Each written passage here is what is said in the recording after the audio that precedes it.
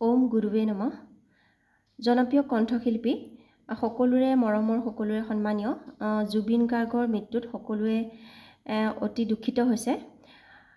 ময়ো বৰ দুখ পালোঁ কথাটোত, কিন্তু তাৰ পাছত ভাবিলোঁ তেখেতৰ মৃত্যুক লৈ পেলাই এটা নিউমৰলজি প্ৰেডিকশ্যন কৰোঁ।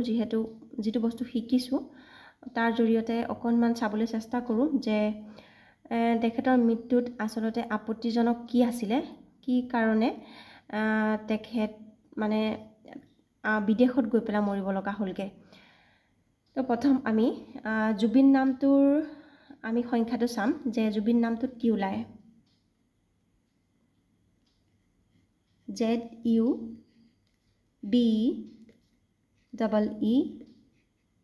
ZUBEEN জুবিন।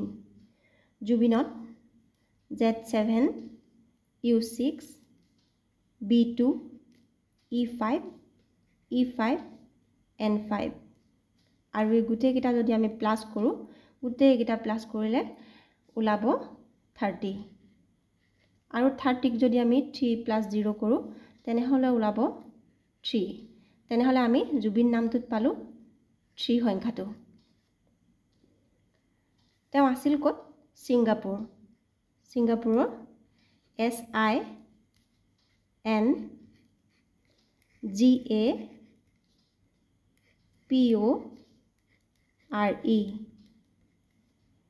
ইয়াৰ নম্বৰবিলাক হৈছে S3 I1 N5 G3 A1 P8 O7 R2 E5 আৰু এই গোটেইকেইটাক যদি আমি প্লাছ কৰোঁ তেনেহ'লে ওলাব 35 আৰু 35ক যদি 3 আৰু 5 প্লাছ কৰোঁ তেনেহ'লে ওলায় 8। তেনেহ'লে আমি ছিংগাপুৰত পালোঁ 8। এতিয়া তেখেতৰ মৃত্যুৰ দিনটোলৈ আহিম। তেখেতৰ মৃত্যুৰ দিনটো হৈছে 19 তাৰিখ। 19 তাৰিখৰ অকল যদি আমি 19টোক লওঁ 1 আৰু 9 যোগ কৰিলে তেনেহ'লে আমি পাম কিমান? 1 × 9 = 10। 10টোক 1 আৰু 0 যোগ কৰিলে পাম 1। যদি গোটেই তাৰিখটো যোগ কৰোঁ তাৰমানে বছৰটোৱে সৈতে 1909 যিহেতু ছেপ্টেম্বৰ মাহ 2025 আৰু যদি গোটেইকেইটা যোগ কৰি চাওঁ 9 × 10 10 × 9 19 19 19 2 21 21 2 23 23 5 28 28 আৰু 2 আৰু 8ক যদি যোগ কৰোঁ তেনেহ'লে 2 8 10 হ'ব।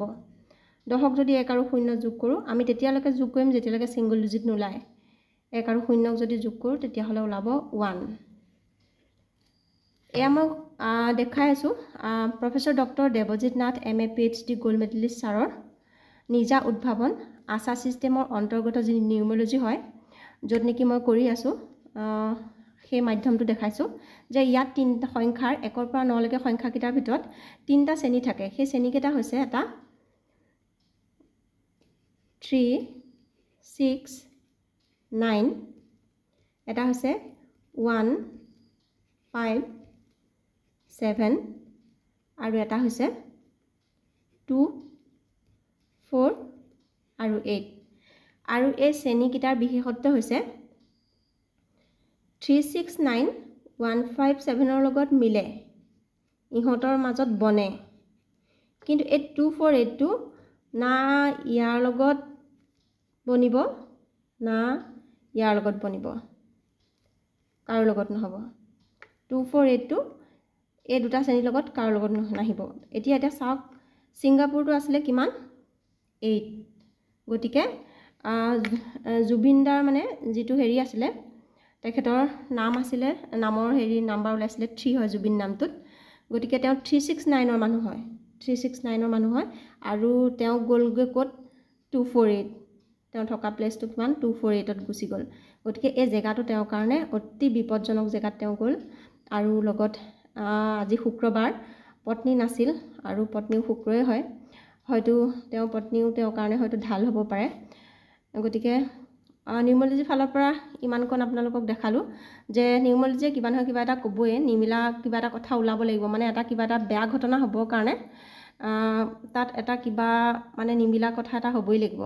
তো এই 2482 ইহঁতৰ লগত নিমিলে, আৰু এইটো মাধ্যমেৰে আপুনি সকলো চাব পাৰে, ল'ৰা ছোৱালী ৰাহি যোৱা হওক বা আপুনি প্ৰেমিক প্ৰেমিকা বা বিবাহিত হৈ গ'লেও পতি পত্নীৰ মাজৰ সম্বন্ধ সম্পৰ্ক, বা আপুনি ব্যৱসায় সংগীৰ লগত আপোনাৰ কেনেকুৱা হ'ব, মানে কাক আপুনি ব্যৱসায় সংগী কৰিব পাৰিব নোৱাৰিব, ধৰি লওক দুটা নাম, বা আপুনি নিজৰ নামৰ সৈতে মিলাই পেলাই আপুনি নিজৰ দোকানৰ নাম কেনেকৈ ৰাখিব, দুইটা মানে একেটা শ্ৰেণীত আনিব পাৰিলে খুবেই ভাল, তেতিয়া সফল হয়।